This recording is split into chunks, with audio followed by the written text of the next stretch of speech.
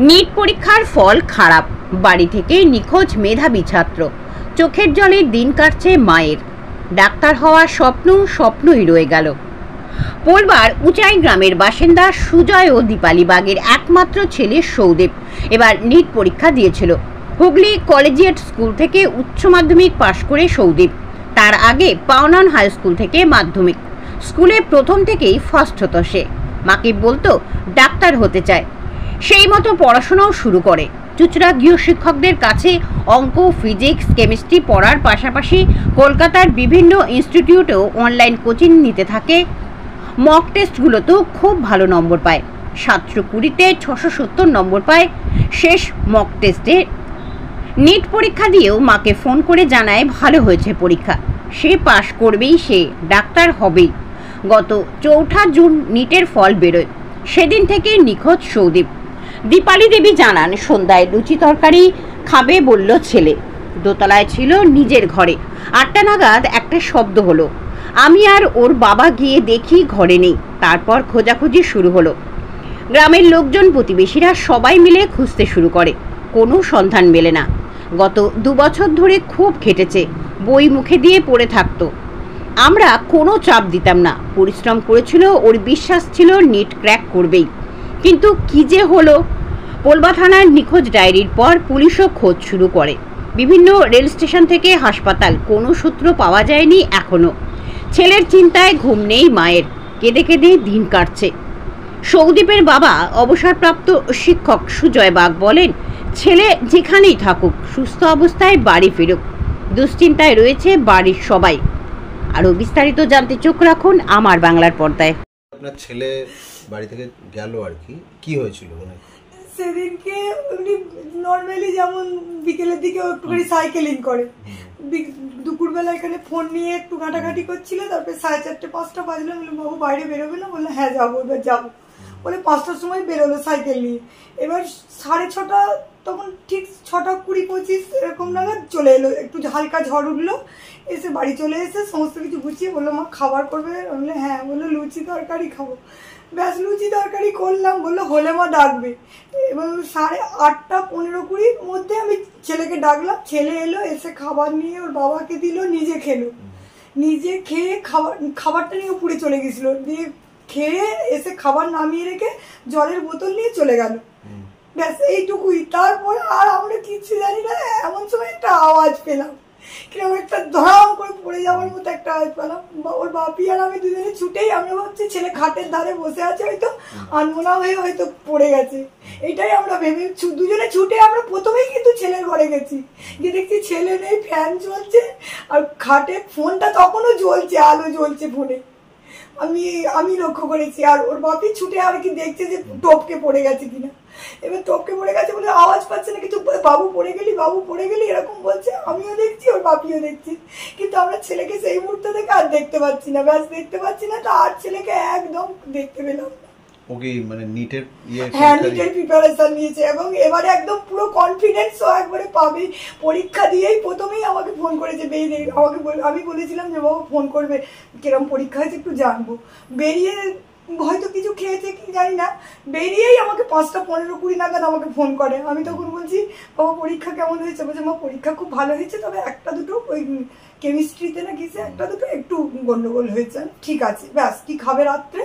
বললো মা রুটি আলু ভাজা খাবো। ব্যাস এই কথা হলো। এবার ওর বাবারা পরীক্ষা দিয়ে নিয়ে এলো। এসেই হাত মুখ ধুয়ে একটা রুটি আলু ভাজা খেয়ে সঙ্গে সঙ্গে মেলাতে বসে গেল। মেলাতে বসে গিয়ে বললো মা আমি স্যারেদের সাথে কথা বললাম, এখন কত স্যার তো যে ফিজিক্স ওলাই পড়ে তাদের সাথে প্রশ্নপত্রের সব মানে করে মিলিয়ে ও বললো মা আমার 650+ এরকম হবে, তুমি বেশি কাউকে বলবে না, এসব কথা কাউকে বেশি বলবে না। ঠিক আছে, কাউকে বলবো না। এবার আমার দিদির সঙ্গে সঙ্গে ফোন করে, বলে হ্যাঁ বাবুর কিরকম। আমার দিদি কলকাতায় থাকে, যাদবপুরে।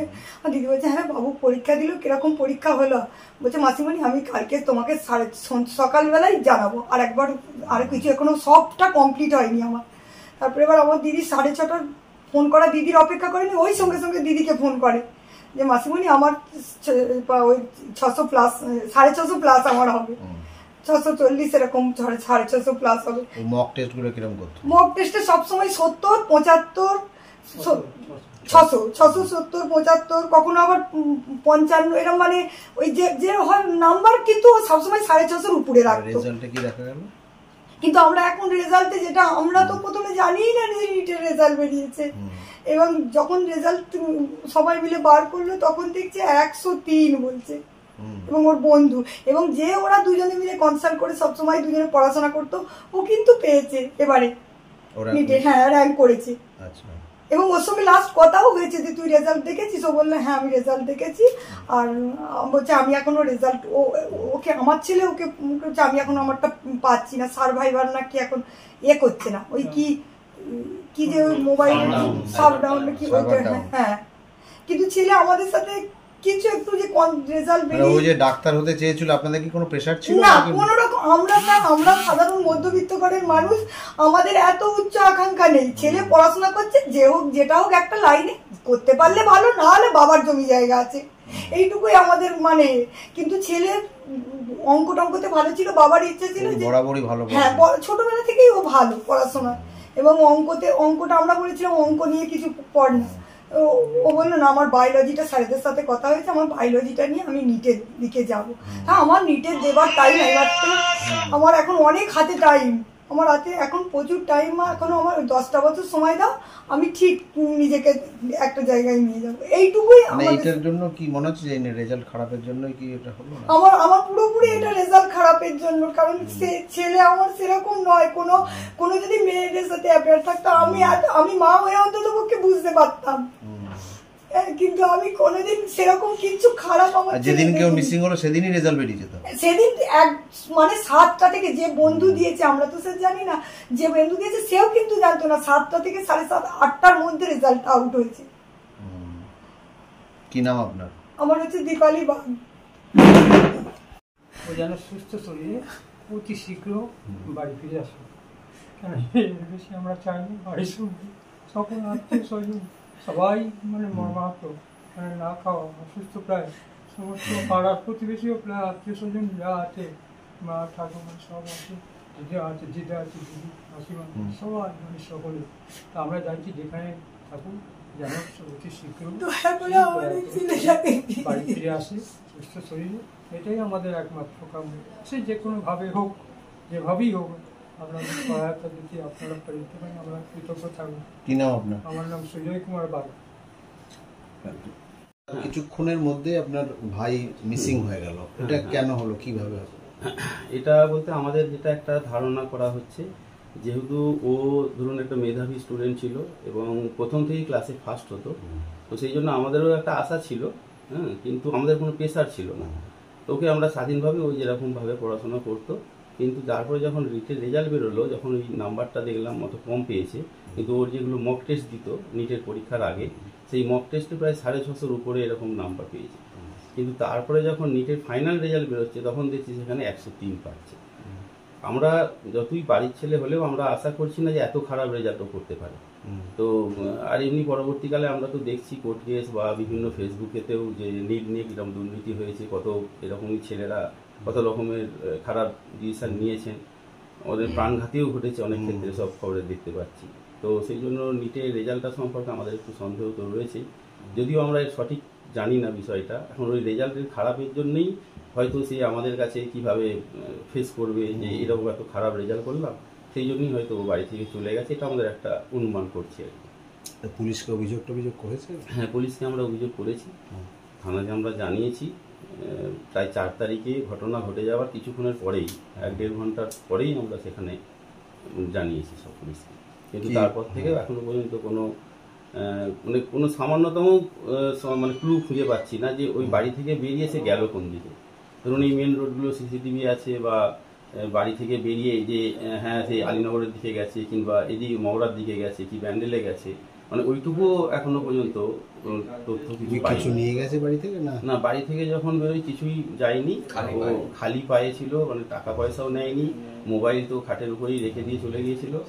আর ওর পরনে ছিল হলুদ রঙের টি শার্ট পরেছিল আর একটা হাফ প্যান্ট, ব্লু রঙের হাফ প্যান্ট পরেছিল। মানে বাড়ি থেকে বেরোলো কিভাবে?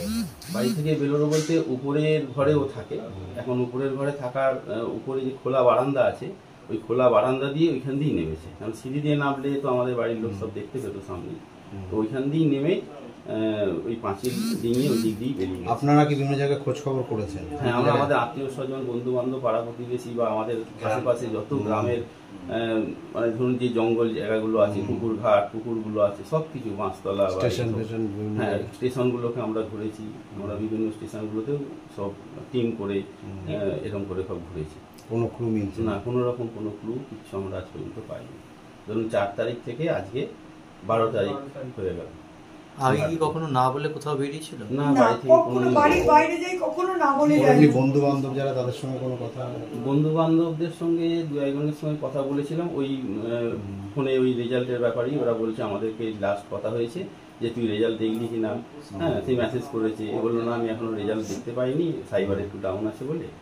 তো তারপরে এই ঘটনাগুলো ঘটেছে তখন ওই 8:30 একটু আগে, 8:19, 8:34, একজনকে মানে 8:33 এরকম মেসেজ করেছে লাস্ট। তারপর থেকেই ঘটনাটা ঘটেছে। ওই 8:40 থেকে 50 এই পিরিয়ডটাতে, সময়টাতে এই ঘটনাটা ঘটেছে। মানে বাড়ি থেকে যে টাইমটা যাচ্ছে, ধরুন খোঁজ মিলছে না, একটা সে পারিবারিক তো বিশাল একটা টেনশনের মধ্যে আমরা আছি। এবং বাড়িতে বয়স্ক তার ঠাকুমা রয়েছে, প্রায় 87 এজ, সে তো প্রায় শয্যাশায়ী হয়ে গেছে। খুবই আমরা চিন্তার মধ্যে আছি। একটাই ছেলে বাড়ির? হ্যাঁ, বাড়ির একটাই ছেলে, একমাত্র ছেলে। কি নাম? আমার নাম ইন্দ্রজিৎ ধারা, মানে তো আমার মামার ছেলে হয়, আমি পিসিমার ছেলে আর কি। দাবি ত্যাগ। এই চ্যানেল কোনো প্রচার করে না। হিংসাত্মক, ক্ষতিকারক বা অবৈধ কার্যকলাপ এই চ্যানেল দ্বারা প্রদত্ত সমস্ত বিষয়বস্তু শুধুমাত্র একটি শিক্ষামূলক উদ্দেশ্যের জন্য। ধন্যবাদ। শুভেচ্ছা টিম আমার বাংলা নিউজ।